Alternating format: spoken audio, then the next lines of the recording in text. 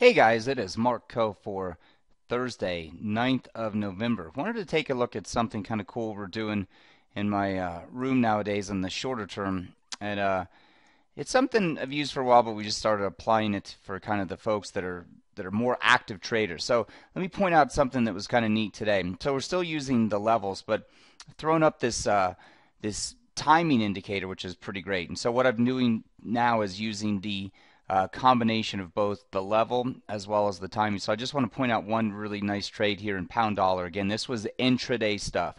So the level came from the 8th of November, and what it was is a just below 3100, so 3090-ish area. You see I have that marked over. And then what you'll see here is the what I'll call the positive count, which this means you prefer the buy side.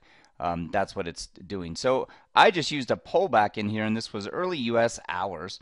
And then from that point, again, with the levels analysis, took profit up here just under 30, and then again took some more profit on this move just under 50. So it's a nice little trade.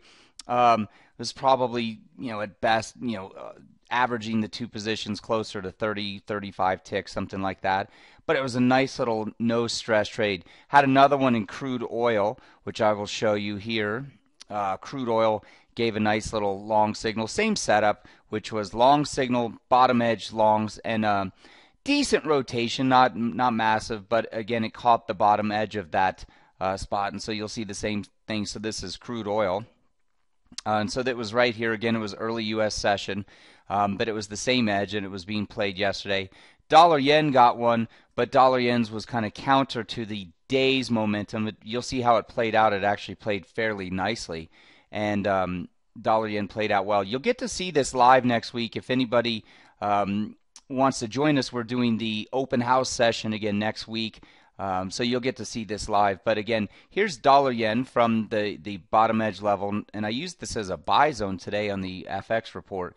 But here's your buy level, buy signal at the 3 o'clock open, and you see it rallied off that level. So three pretty decent little opportunities. E-minis kind of rotated off of a lower spot, but E-mini still caught a level. So it was pretty good little intraday, and there was nothing really special about the market overall, except for that you got some pretty decent volatility in both dollar yen and E-mini. So this was the level in the E-minis that really held on the day. And again, you can see what it traded into before you got, again, the same kind of setup rally. Prior to that, I was kind of focused on this 25.75 area. And the market managed to get through that pretty easily, but closed the day back higher. So anyway, definitely want to have you guys join us next week. Love to have you come into the trade room in the mornings, spend a few hours with us, get to see what we do, and you'll get to see some of this live and ask some questions about it. So that'll be next week, Wednesday and Thursday and Friday, open house for the trade room. So I will see you all next week. Cheers. Happy weekend to everybody. Hope you have a great one. And we'll talk to you next week. Cheers.